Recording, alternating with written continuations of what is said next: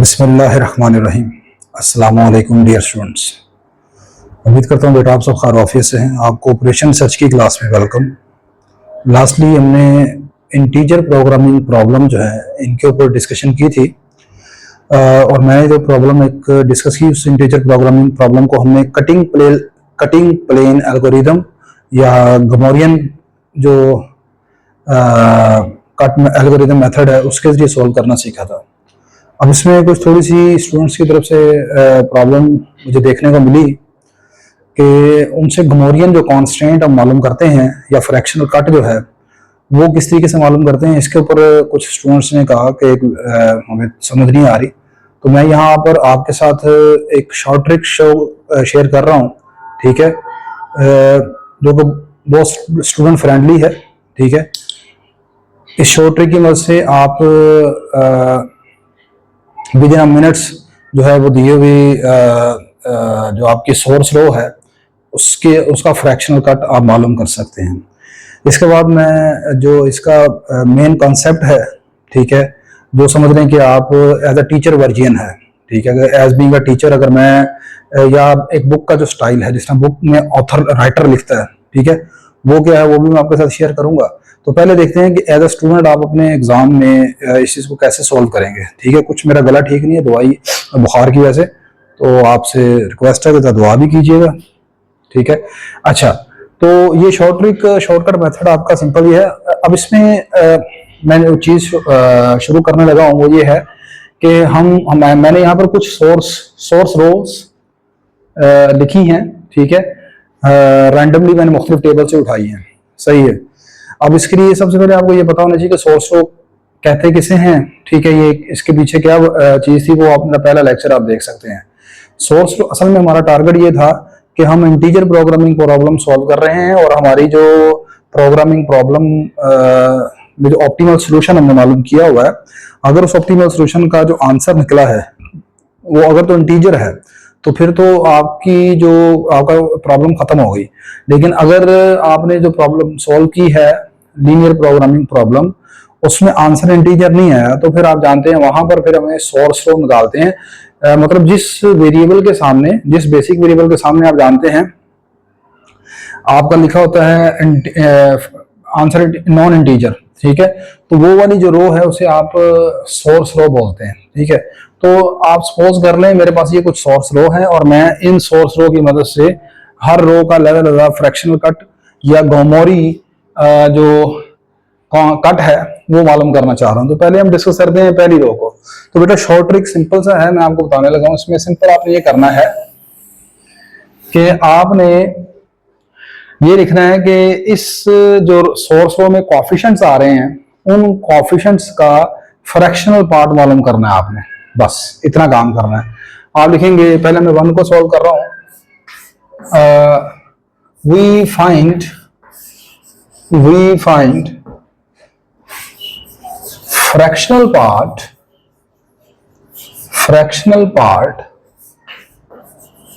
of each coefficient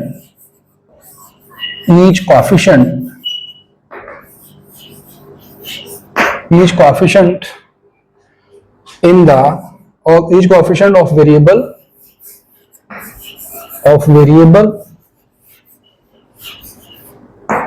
in the source row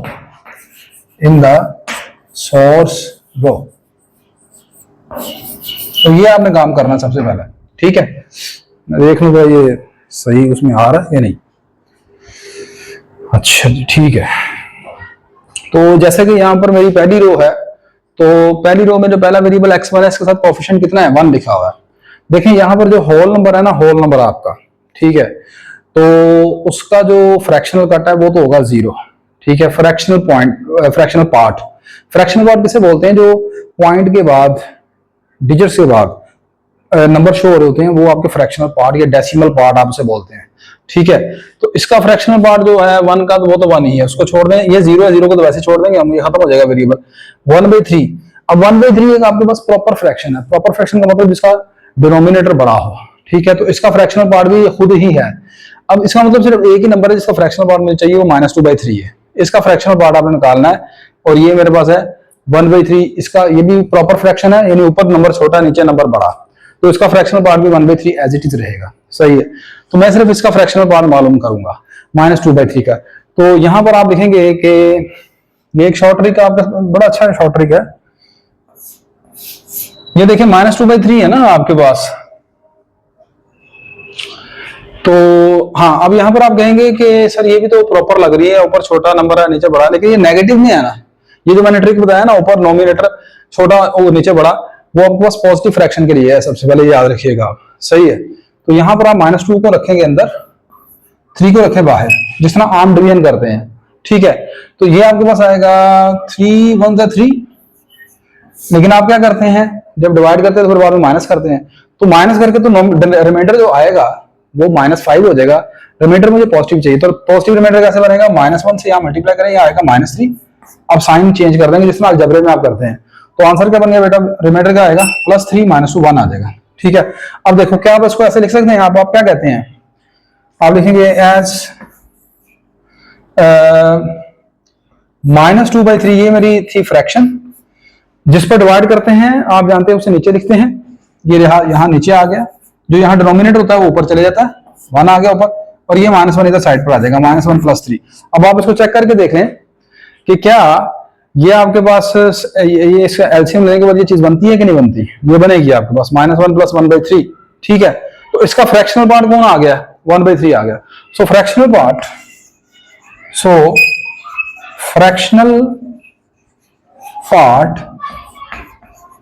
of -2/3 is 1/3। ठीक है, while जो बाकी हैं आपके पास, while fractional part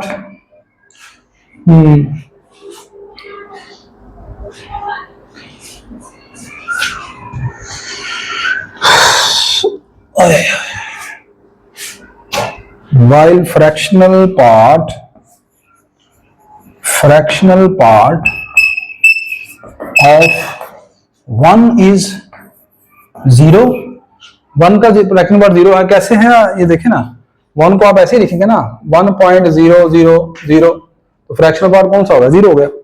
fractional part of 1 is 0, मैंने बताया कि इसको छोड़ देंगे आप, आगे 1/3 है, 1/3 का फ्रैक्शनल पार्ट 1/3 है, एंड fractional part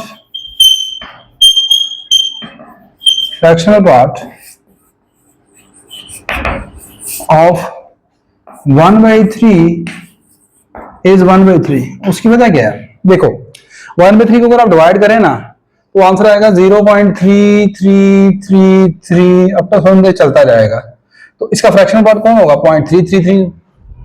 ठीक है, 0.33 आएगा, पॉइंट के बाद वाला हिस्सा, तो 0.33 क्या होगा, फिर 1/3 बन जाएगा वो। सही है, खाली 333 नहीं लिखना, 3333 आप कहीं चलते जा रहे हैं, ऐसा नहीं है बेटा।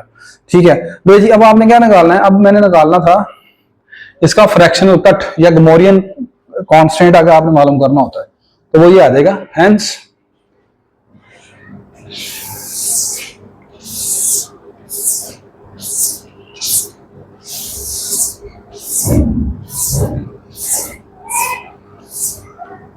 अब सुने जरा, सुन लें, हेंस फ्रैक्शनल कट ऑफ, अगर इसमें 1 कह देता हूं,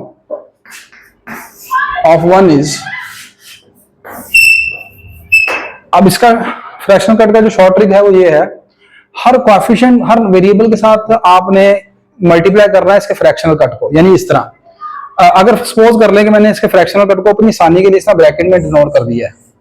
ठीक है, आप लिख सकते हैं इस तरह, so fractional cut off -2/3 is, bracket में 1/3 लिख दें अगर लिखना, तो अगर नहीं लिखना तो फिर आपने याद रखना है, इसके साथ 1 है, 1 का फ्रैक्शनल कट है 0, तो आप लिखोगे ये 0 × x1, इसको छोड़ देंगे पहले, ये 1/3 है, 1/3 का फ्रैक्शनल कट 1/3 है, 1/3 × s1, फिर आगे लिखा -2/3 s2, इसका फ्रैक्शनल कट कितना निकला है 1/3 प्लस, सॉरी यार फ्रैक्शनल कट कह रहा हूं, फ्रैक्शनल पार्ट, सॉरी।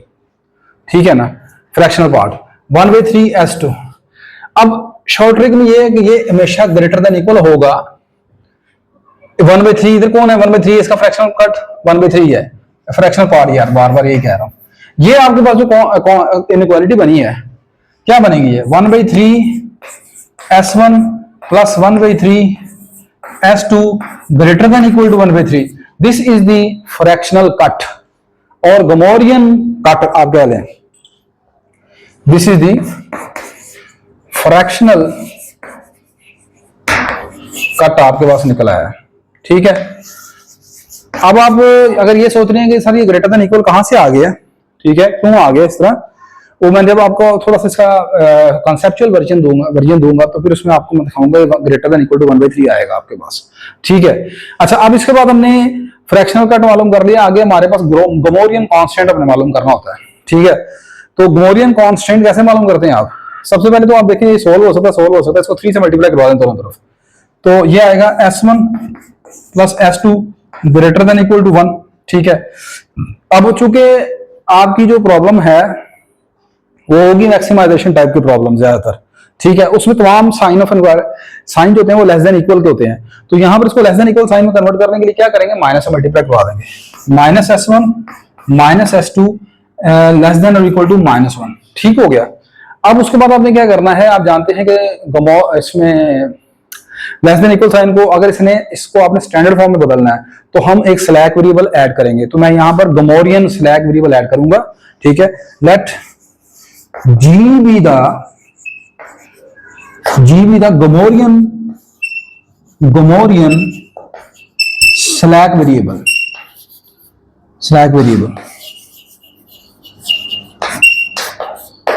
तो इसकी स्टैंडर्ड फॉर्म बन जाएगी सो आप लिखेंगे so above inequality in the standard form is -s1 -s2 plus g equal to -1। अब अगला काम क्या करना होता है वो मैंने अपने उसमें बताया हुआ आपको लास्ट वीडियो में। सॉल्यूशन मालूम करने के लिए आप क्या करेंगे, इस स्लैक वेरिएबल को आप अपनी आखिरी रो में वहां पर ऐड करेंगे और फिर अपना डुअल सिंप्लेक्स मेथड से सॉल्व करते हैं, ठीक है बेटा। अच्छा, अब यहां पर देखें, मैंने ये वाला यही क्वेश्चन पहली रो, ये सोर्स रो है ना, ये मेरे लास्ट वीडियो में थी, वहां पर ये गमोरियन कांस्टेंट, गमोरियन कट या फ्रैक्शनल कट, ये तो मैंने सही मालूम किया हुआ है, लेकिन वहां पर ना थोड़ा सा मुझे बताने में थोड़ी सी मैं कैलकुलेशन में बताने में मिस्टेक कर गया हूं, तो असल मेथड आप इस तरीके से कर सकते हो, ठीक है। अच्छा, दूसरी बात ये है कि वहां पर मैंने यहां पर आकर ना 3 से कैंसिल नहीं किया, वहां पर मैंने इसी स्टेप पर आकर गमोरियन कांस्टेंट जो है, Gomorian constant let G be the Gomorian slack variable चले आप ये कह लें, ठीक है, या गमोरियन कांस्टेंट भी कह सकते हैं आप, इसको मैंने यहां पर ऐड कर दिया बगैर विदाउट 3 को कैंसिल किए हुए।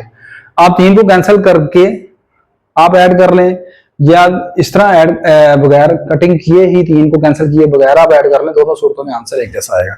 ये हमारा शॉर्ट ट्रिक है भाई, ठीक है। अब मजीद थोड़ी सी इलैबोरेशन के लिए मैं 2-3 एग्जांपल्स हैं वो जल्दी जल्दी आपके साथ शेयर करता हूं ताकि आपको समझ आ जाए। अच्छा बेटा जी, अब अगली 2-3 जो एग्जांपल रह गई हैं, इसके लिए मैं अब जाहिर सी बात ये सारी चीजें नहीं लिखूंगा बार बार, आप मेथड समझ चुके हैं। क्या करेंगे हम, इसमें सेकंड में जितनी भी आपके पास कोएफिशिएंट्स हैं उनके फ्रैक्शनल पार्ट मालूम करेंगे। तो 1 का फ्रैक्शनल पार्ट 1 0 ही है, वो आप लिखेंगे कि firstly we find the fractional part of each coefficient of the variable in the given source row.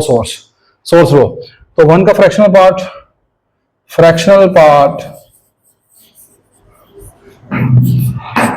of 1 is 0, इसका फ्रैक्शनल पार्ट 2/3 का, 2/3 पहले ही आपके पास वो है ना, पॉजिटिव फ्रैक्शन है, तो इसका फ्रैक्शनल पार्ट तो यही रहेगा, fractional part of 2/3 is equal to 2/3। हाँ, ये अब नेगेटिव है, -7 बिफोर नेगेटिव है और वैसे भी इम्प्रॉपर है, ऊपर नंबर भी बड़ा है, तो इसको क्या करेंगे आप, सबसे पहले इसका शॉर्ट ट्रिक आपको बता चुका हूं, -7 को अंदर रखें, 4 पर डिवाइड करें। अब देखें, मुझे रिमाइंडर चाहिए पॉजिटिव, नेगेटिव नहीं चाहिए। 4 1 से 4 करूंगा तो -4 तो वो तो आएगा -11 बन जाएगा, -1 से मल्टीप्लाई करूंगा तो -4 आएगा, फिर भी रिमाइंडर -3 आएगा। तो 4 2 8 एक नंबर बढ़ा के करें, 4 2 8 करेंगे और माइनस से मल्टीप्लाई करें, -8 प्लस साइन चेंज हो गया, बाकी कितना रह गया, बाकी 1 रहेगा। तो रिमाइंडर आपका पॉजिटिव बचना चाहिए इस ट्रिक में। तो अब इसका मतलब इसको कैसे लिखेंगे आप चेक कीजिएगा जरा। -7/4 को आप लिख लेंगे बेटा इस तरीके से। ये जो ट्रिक आपको बता रहा हूँ ये देखें किसी बुक में नहीं है, पहली बात मैं आपको बता दूं। अब मैं तकरीबन सुबह से बैठा हुआ था, तो कोई मैं सुबह से देखने अभी ये 7:05 हो गए शाम के, तो 4-5-6 घंटे लगाने के बाद, देखने के बाद, समझने के रिसर्च के बाद ये चीजें आपके सामने आपके लेवल पर लेकर आया। और मेन चीज यही होती है कि आपने जो बात करनी है वो अपने स्टूडेंट्स के लेवल पर आकर बात करनी है, ये मेन खूबी होती है। वैसे तो देखें किताबें भरी पड़ी हैं हमारे पास, अब अगर इतना आसान हो किताबों से क्यों नहीं समझ आती है आपको, क्यों हमेशा टीचर की जरूरत पड़ती है? वो वजह यही होती है कि वो टीचर आपको आपके लेवल पर आकर बताते हैं, ठीक है। और इसी में टीचर की जो कामयाबी है, ठीक है, टीचर की जो खूबी है वो भी इसी में होती है। अच्छा, तो अब ये क्या करना है आपने बेटा, इसको जिस पर डिवाइड किया वो हम लिखेंगे नीचे, जो यहाँ ऊपर है वो यहाँ आ जाएगा, और जो ये है -2 + 1, ये इसका फ्रैक्शनल पार्ट बनेगा 1/4। इसको वेरीफाई भी करके देख लिया कि नहीं, ये बनता है कि नहीं, -8 + 1 -7/4। तो इसका फ्रैक्शनल पार्ट आएगा हमारे पास किसका बोला, -7/4 का फ्रैक्शनल पार्ट आ जाएगा बेटा 1/4, ठीक हो गया। अच्छा, और 1/3 पहले ही पॉजिटिव फ्रैक्शन है, 1/5 सॉरी, तो इसका फ्रैक्शनल पार्ट तो यही रहेगा, 1/5 का फ्रैक्शनल पार्ट 1/5 रहेगा। हेंस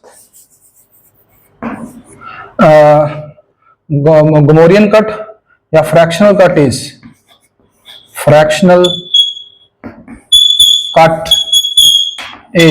अब देखो पहला वेरिएबल कौन सा है, x1 को इसके फ्रैक्शनल पार्ट से मल्टीप्लाई कर दें। फ्रैक्शनल पार्ट x1 का था ये 0 × x1, इसका फ्रैक्शनल पार्ट 2/3 का यही है, 2/3 s1 -7/4 का फ्रैक्शनल पार्ट कितना निकला, 1/4 + 1/4 s2, और 1/5 का फ्रैक्शनल पार्ट वो 1/5 खुद ही है।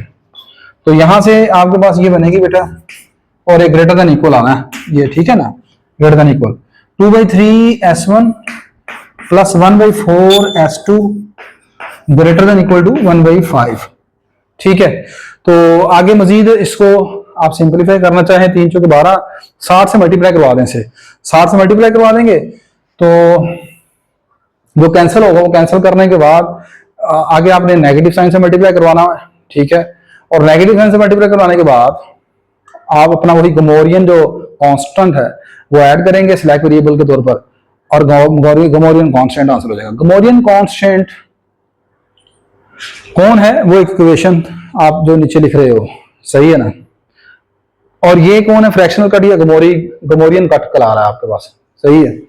इसे भी गोमोरियन कांस्टेंट समटाइम आप कह लेते हैं, कांस्टेंट आपके पास कंडीशंस होती हैं, less than equal, greater than equal या एग्जैक्ट इक्वल भी कंडीशन कहलाती हैं।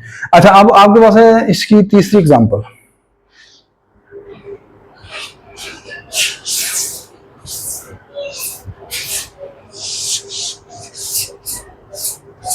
तीसरी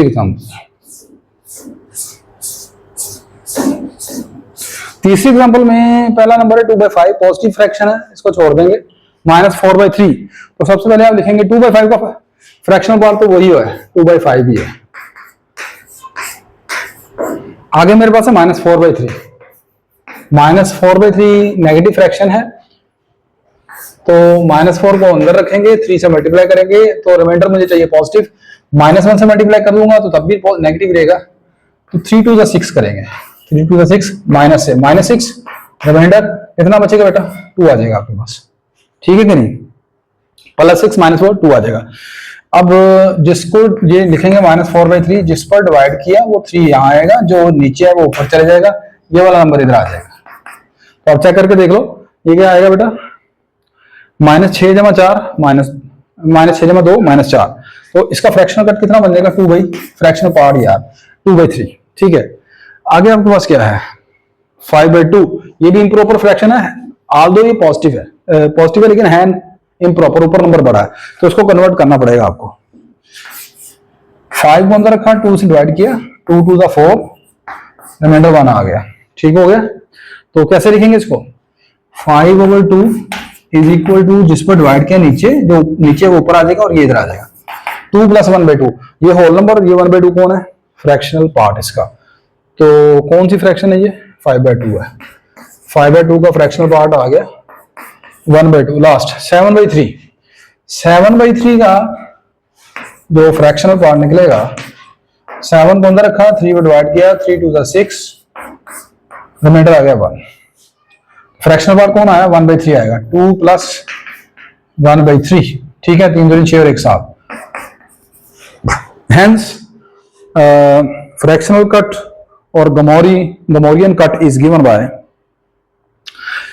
सबसे पहले कौन है, 2/5 है, इसका फ्रैक्शनल पार्ट आपके पास 2/5 ही है, यह आ गया x2 -4/3, तो -4/3, अच्छा यहाँ पर याद रखें ये माइनस का साइन बोलना नहीं है आपने, माइनस साथ साथ लेना है, तो इसका फ्रैक्शनल पार्ट कितना 2/3 है, प्लस 2/3 s1, और इसका फ्रैक्शनल पार्ट 5/2 का कितना निकला था, 1/2 टाइम आगे क्या बेटा s2, इक्वल की जगह लिखेंगे ग्रेटर देन इक्वल, और 7/3 की जगह क्या लिखेंगे 1/3 इसका फ्रैक्शन।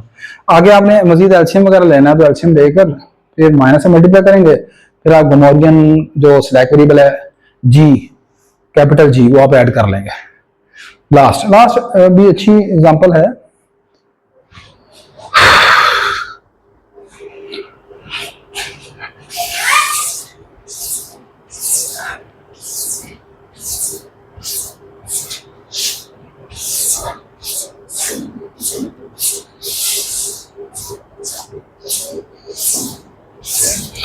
अच्छा लास्ट में सबसे पहले है 1 का फ्रैक्शनल पार्ट 0, फिर है -1/2, ये नेगेटिव है, इसका मालूम करना पड़ेगा, -1/2 है, -1 को अंदर रखेंगे, 2 से डिवाइड करेंगे, ठीक है, तो किससे मल्टीप्लाई करेंगे, 2 1 2, तो ये माइनस करेंगे -3 हो जाएगा, -1 से मल्टीप्लाई करेंगे -2 आएगा, साइन चेंज करेंगे 1 आ गया, ठीक है।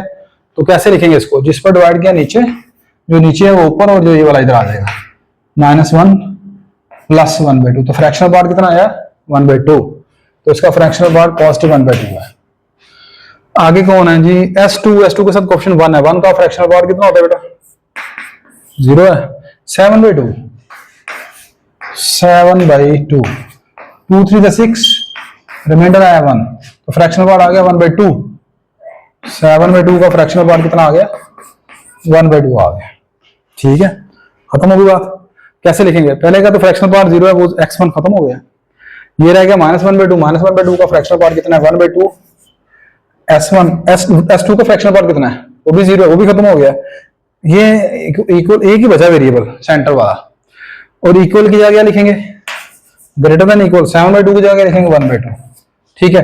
अब आप इस यहाँ पर बगैर इसको कैंसिल किए भी कर सकते हैं, ठीक है, आपकी मर्जी है, कैंसिल करना चाहते हैं सिंपलीफाई फॉर्म लेके आना चाहते हैं ले आए, अगर मैं इसे ले आता हूं तो ये आ जाएगा ऐसे, ये मेरा फ्रैक्शनल कट आ गया फाइनल, आगे इसको माइनस से मल्टीप्लाई करेंगे, ठीक है, लेस देन इक्वल टू -1 हो जाएगा। अब लेस देन के साथ हम क्या करते हैं, स्लैक वेरिएबल ऐड करते हैं, तो गमोरियन स्लैक जो कांस्टेंट है स्लैक वेरिएबल वो ऐड करेंगे, -s plus g equal to -1, तो ये मेरा फाइनली आ जाएगा गमोरियन कांस्टेंट, ठीक है। यहां तक तो था जो ये स्टूडेंट वर्गियन कॉन्सेप्ट था, आई होप कि आपको समझ आ गया होगा, ठीक है।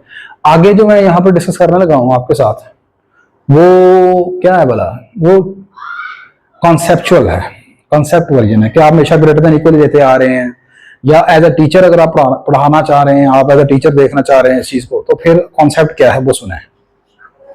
इसमें सिर्फ ऊपर वाली एक एग्जांपल को मैं आपके साथ शेयर करूंगा, बाकी आप फिर खुद कर सकते हैं।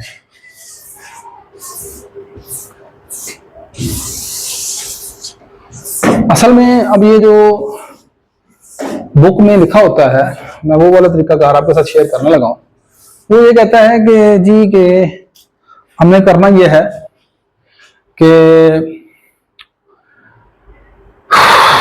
Firstly we find fractional part of each quotient of variable in the source of one. अच्छा, and right, अच्छा ठीक है, इतना पहले करते हैं। अब बुक में ये जो डिवीजन वाला मैंने मेथड आपको बताया ना, क्योंकि मैंने आपको बताया मेरा सब्जेक्ट नंबर थ्योरी है मेन जो है, ठीक है, आई लव नंबर थ्योरी, तो नंबर थ्योरी में मैं ये वहां पर भी जो काम किया, तो मेरे अचानक चीज में क्लिक की, यार मैंने कहा फ्रैक्शनल पार्ट आपने निकालना है, तो वहां पर डिवीजन एल्गोरिथम हम इस्तेमाल करते हैं, तो मैंने फिर वहां पर ये शॉर्ट ट्रिक इस्तेमाल करके ज़हन लड़ा के इधर कर लिया। बुक में कैसे करता है? बुक में ऐसे करता है कि दोनों हैं, चीजें एक ही हैं। बुक में ऐसे करता है जी कि देखो इन चीजों को तो हमें याद रखना है कि होल नंबर हो कोएफिशिएंट तो उसका फ्रैक्शनल पार्ट तो 0 है। प्रॉपर पॉजिटिव फ्रैक्शन होगी 1/3 1/3, इनका फ्रैक्शनल पार्ट भी खुद ही है, ये 1/3 है, ठीक है। असल में होता क्या है, वो कैसे मालूम करता है? देखो फॉर फ्रैक्शनल पार्ट में वो निकालता है इनकी ग्रेटेस्ट इंटीजर वैल्यू, ठीक है। टू फाइंड फ्रैक्शनल पार्ट वो इस तरह करता है, to find fractional part we find greatest integer value, greatest integer value of each coefficient. ये असल में कॉन्सेप्ट है इसके पीछे। अब 1 है ना, पहले का क्वेश्चन 1 है, तो 1 की ग्रेटेस्ट वैल्यू क्या होती है? ये जिसे आप सीलिंग फंक्शन कैलकुलस में पढ़ते थे।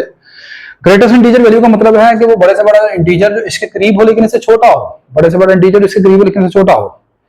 अब इसके करीब 1 है लेकिन वो से बड़ा, वो बराबर है, मैंने छोटा लेना है, तो इसका छोटा नंबर 0 है, तो ये इसकी ब्रैकेट वैल्यू हम आमतौर पर कहते थे, या हम कहते थे ये इसका ग्रेटेस्ट इंटीजर वैल्यू आ गई है, ठीक है। और दूसरे फायदे हम कहते हैं कि ये इसका फ्रैक्शनल पार्ट है, और 1 का फ्रैक्शनल पार्ट कितना होता है? वो 0 ही होता है, आप जानते हैं। आगे देखें,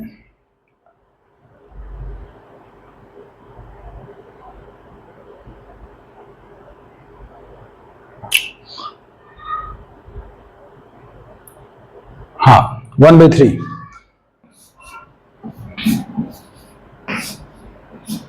1/3 के करीब बड़े से बड़ा इंटीजर जो इसके करीब है लेकिन इससे छोटा है, वो कौन है?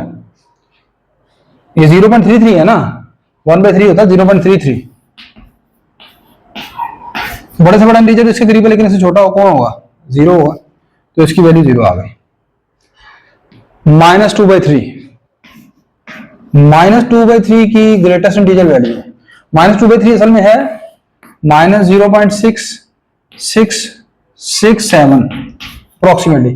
तो वो बड़े से बड़ा इंटीजर इससे करीब है लेकिन इससे छोटा है, वो कौन सा है? ये देखें नंबर -1 और 0 के दरमियान में है, तो बड़े से बड़ा इंटीजर इससे करीब है लेकिन इससे छोटा -1 है, तो इसकी वैल्यू है -1 के बराबर, ठीक है ना। अच्छा,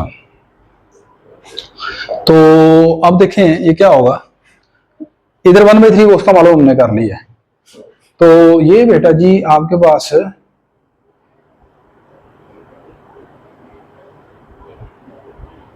हाँ ठीक है, ये हो गया यहां तक। अगला काम क्या करना होता है? आगे वो ये कहता है next we write each fraction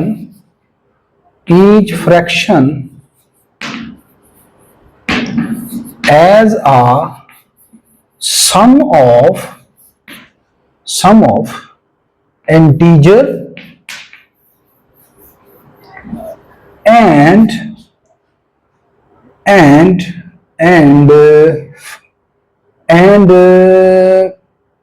a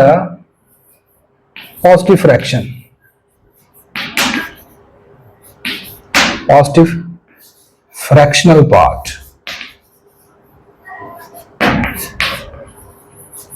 अब जैसे देखें पहला x1 का क्वेश्चन 1 है, तो वो 1 को ऐसे लिखेगा। अब देखिए ये तो ये लंबा है, काफी लंबा चीजें हैं ये, ठीक है ना, इसलिए मैंने आपको वहां पर देखो जल्दी जल्दी बता दिया, लेकिन वो वैसे जल्दी जल्दी पता लगा है, आपके लिए टाइम निकालना है, और आप टाइम नहीं निकालते मेरे लिए हैं। आप सिंपल वीडियो पकड़ते हैं, डाउनलोड करते हैं, ऑफलाइन सेव कर लेते हैं। आपको बताया उससे नहीं फायदा नहीं होता यार, कुछ भी एज अ क्रिएटर मुझे कोई फायदा नहीं होता उन चीजों से। जब आप ऑनलाइन देखते हैं वीडियो तो उससे थोड़ा बहुत ऐड चलता है, उससे कोई रेवेन्यू जनरेट होता है, अदरवाइज तो यूट्यूब पे ही कुछ नहीं करती यार। अभी तक मुझे 4 साल 5 साल हो गए मेहनत करते हुए, 1 रुपया भी नहीं आया। अच्छा चले कोई नहीं, आप दुआ कर दिया करें। अब मैंने आगे लिखना है कि यहाँ पर 1 है ना, इसके साथ 1 है, तो 1 को लिखेंगे 1 as a integer plus fractional part इसका 0, तो 1 को लिख सकते हैं 1 + 0। आगे 1/3 है, तो 1/3 को कौन सा इंटीजर मिलेगा इसमें, इंटीजर प्लस फ्रैक्शन 1/3, 0 + 1/3। -2/3 पर आपको समझ आएगी आगे, -2/3 है ना, तो इसको क्या लिखना है, as a sum of integer plus fractional part. तो इसमें इंटीजर कौन सा लिखना है वो आपने मालूम करना है। फ्रैक्शनल पार्ट तो इसका निकला -2/3 का -1। नहीं यार सॉरी बच्चों, एक थोड़ी सी गलती हो गई। ये आपको बता रहा है इंटीजर, ये इंटीजर बता रहा है, तो ये आ गया इंटीजर -1 प्लस फ्रैक्शनल पार्ट हमने खुद ढूंढना है। ये मुझसे थोड़ी गलती हुई, ये बड़े से बड़ा इंटीजर जो इसके करीब है वो 0, इससे छोटा ये लिख लिया, प्लस फ्रैक्शनल पार्ट वो हमने तलाश करना है 1/3 को। इसमें किसको ऐड करेंगे, 0 में नहीं बनेगा 1/3, -1 में किसको ऐड करेंगे तो -2/3 बनेगा। ये आपने फ्रैक्शनल पार्ट तलाश करना है, तो मुश्किल नहीं है। आप कर रही है, मेरा जो फ्रैक्शनल पार्ट है वो इंटेरोगेटिव साइन है, इसको उधर ले हैं, तो इंटेरोगेटिव साइन की कीमत आएगी -2/3 + 1। तो ये इसको सॉल्व कर लें, कितना आएगा, -2 + 3/3 1/3। लो जी, तो यहां पर समझ इंटेरोगेटिव साइन की जगह मैंने लिखना 1/3 को।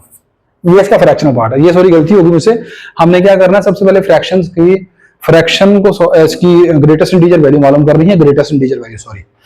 तो इसकी ग्रेटेस्ट इंटीजर वैल्यू कैसे निकलेगी, वो बड़े से बड़ा जो इंटीजर इसके करीब है लेकिन इससे छोटा हो वो 0, बड़े से बड़ा इंटीजर इसके करीब है लेकिन इससे छोटा हो 0, ठीक है। तो अब आपके पास यार यहां पर ना, ये मैं थोड़ी सी शायद मिस्टेक कर रहा हूं, वो बड़े से बड़ा इंटीजर जो इससे के करीब हो लेकिन इससे छोटा, लेस देन और इक्वल, तो यहां पर ये ना मेरे ख्याल है 1 आना चाहिए। तो इसमें यह आएगा 1 प्लस इसका फ्रैक्शनल पार्ट वो 0 बनेगा, ठीक है। हाँ, ये बड़ी से बड़ी इंटीजर वैल्यू जिसके करीब है लेकिन इससे छोटी है इसके इक्वल, ठीक है, वो 1 आ जाएगी। नहीं यार थोड़ा सा ना गला खराब हो गया बोलने की, वैसे उठाया जाए, पानी पीऊं थोड़ा सा। अच्छा जी, कुछ चीजें तबीयत मैंने बताया कि ठीक नहीं थी, इसलिए 1-2 करेक्शन कर लें। एक तो मतलब ये मैंने शुरू में मेरे मुंह से निकल गया ceiling function, not a ceiling function, this is a floor function, या ये आपकी कैलकुलस SM यूसुफ में लिखा हुआ फ्लोर फंक्शन। जो जनरल बुक है हमारी थॉमस फिनी की, इंटरनेशनल है calculus, this is called the greatest integer value function. और कैसे डिफाइन किया जा सकता है, वो बड़े से बड़ा इंटीजर जो इसके करीब है लेकिन इससे छोटा या बराबर होगा तो 1 की ग्रेटेस्ट इंटीजर वैल्यू 1 आएगी, ठीक है। वो बड़े से बड़ा इंटीजर जो इसके करीब है लेकिन इससे छोटा हो या बराबर हो, ज्यादा लेस देन और इक्वल, वो 0 आ जाएगा। तो अब हमने क्या कर रहे हैं, ये हमारी फ्रैक्शन है, इस फ्रैक्शन को हमने लिखना है इसका greatest integer value plus fractional part. वो फ्रैक्शनल पार्ट कैसे मालूम करते हैं, मैंने कहा था इसको इंटेरोगेटिव साइन दे रहे हैं, -1 को उठा के इधर ले जाएंगे, या आपको 1/3 फ्रैक्शनल पार्ट आ जाएगा। अब इसके बाद वो करता यह है कि इसको दोबारा कंसीडर करता है। अपनी बुक में आप देखें x1 के साथ लिखेगा 1 + 0 × x1, आगे 0 x2 तो वैसे छोड़ दें, 1 + 3 को लिखेगा 0 + 1/3 s1, -2/3 को लिखेगा इस तरह -1 + 1/3 s2, और इक्वल आ जाएगा 1/3 के, यानी वो 0 + 1/3 आ जाएगा, ठीक है। ये आपके पास हो गया। और यही सारी चीज जिस तरीके से मैंने करवा रहा हूं अब, ये मैंने अपने उस लास्ट लेक्चर में आपको बताई इस तरीके से। तो नो डाउट थोड़ा सा लंबा मेथड है, इसलिए फिर मैंने इसको इम्प्रूव किया। अच्छा, अब इसमें करना यह है कि आप इन ब्रैकेट्स को ओपन कर देंगे, ठीक है। इन ब्रैकेट्स को ओपन कर देंगे बेटा, x1 को अंदर मल्टीप्लाई करेंगे, x1 1 × 1 ही आ जाएगा, ठीक है। इसका कोएफिशिएंट 1, ये आ गया 1/3 s1, ये आ गया, इसको मल्टीप्लाई करें इधर -s2 + 1/3 s2 = 1/3। आगे अब आपने एक लाइन लिखनी है कि नेक्स्ट वी रीअरेंज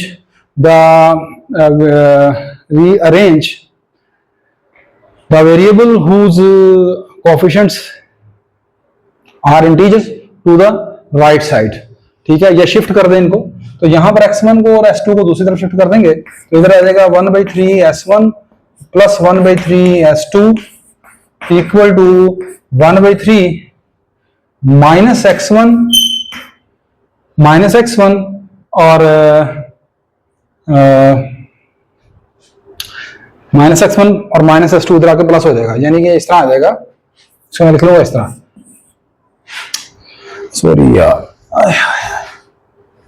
इसको लिख लेंगे हम इस तरह, s2 को उधर ले जाए, प्लस हो जाएगा जाके, प्लस s2 माइनस x1। अब यहां से देखें गमोरियन कांस्टेंट जो आपके पास निकलता है फ्रैक्शनल कट, वो ग्रेटर देन इक्वल टू 1/3 लगा देता है, यही 1/3 आएगा ना। पहले आप देखें भाई इसने हुआ था, लेकिन बहुत लेंथी है, कॉन्सेप्ट चल रहा है। अब देखें here we have assumed s2 and x1 as non-negative integers,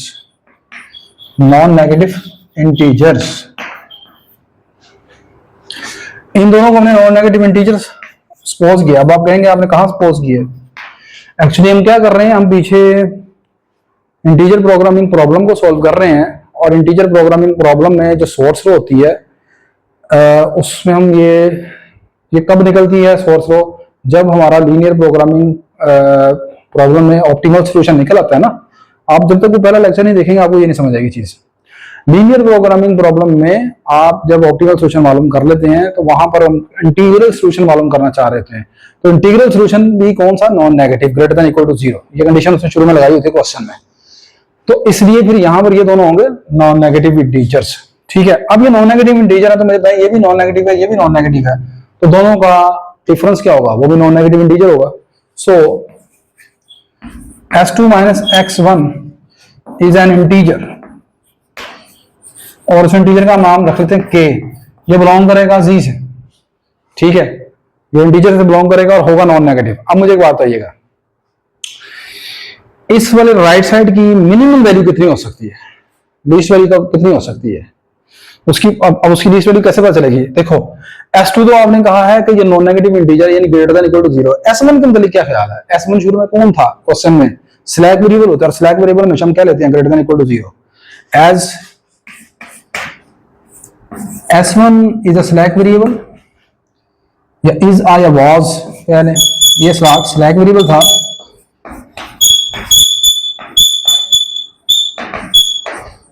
so it also greater than equal to 0. So this implies left hand side is greater than equal to 0. ये वाली साइड हमारी greater than equal to 0 होगी, ठीक है ना। अब ये है नॉन नेगेटिव, ये पॉजिटिव होनी चाहिए, नॉन नेगेटिव नेगेटिव नहीं हो सकती। अब बताएं इसकी लीस्ट वैल्यू क्या हो सकती है?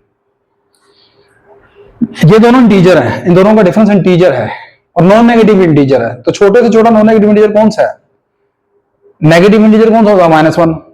तो 0 क्या है? 0 is called non negative integer. At least value हमने रखा k, least value of k is 0, so 1/3 plus k has least value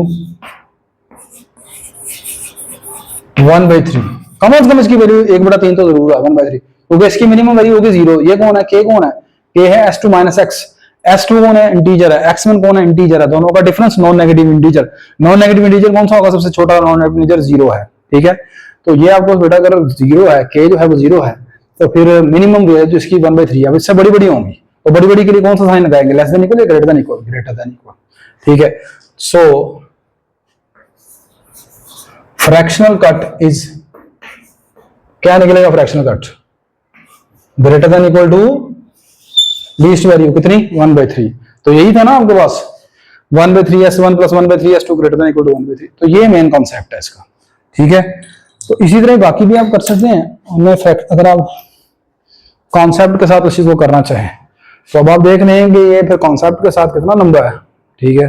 और जो शॉर्ट ट्रिक आपके लिए ढूंढा है वो कितना है। अब इन शॉर्ट ट्रिक के लिए फिर कुछ ना कुछ तो आपकी तरफ से रिवार्ड बनता है ना। और रिवार्ड क्या है? एक तो आप दुआ करनी है सेहत के लिए, और दूसरा चैनल को सब्सक्राइब करना है, चैनल को आपने शेयर करना है, ठीक है। थोड़ी सी पब्लिसिटी आपके थ्रू होगी, ठीक है। दूसरे दोस्तों को भी बताएं, ठीक है। खुद भी दुआ में याद रखें। चैनल को, वीडियो को लाइक भी करा करें और कोशिश करें कि ऑनलाइन, मैंने आपको बताया, देख लिया करें यार। आप सेव कर लेते हैं ना तो उससे वॉच टाइम वगैरह भी नहीं बढ़ता, ठीक है, और भी कोई फायदा नहीं है।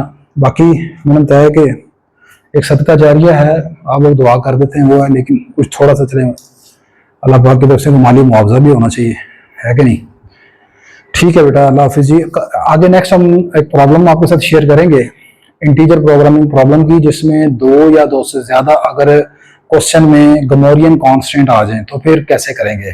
और वो कब होगा, जब आपकी दो या दो से ज्यादा सोर्स रो हों, ठीक है, यानी दो या दो से ज्यादा वेरिएबल ऐसे हैं जिनके आंसर इंटीजर नहीं निकले, कोई फ्रैक्शन में आ गए हैं, नॉन नॉन इंटीजर है, ठीक है ना, सिंपल सी बात है।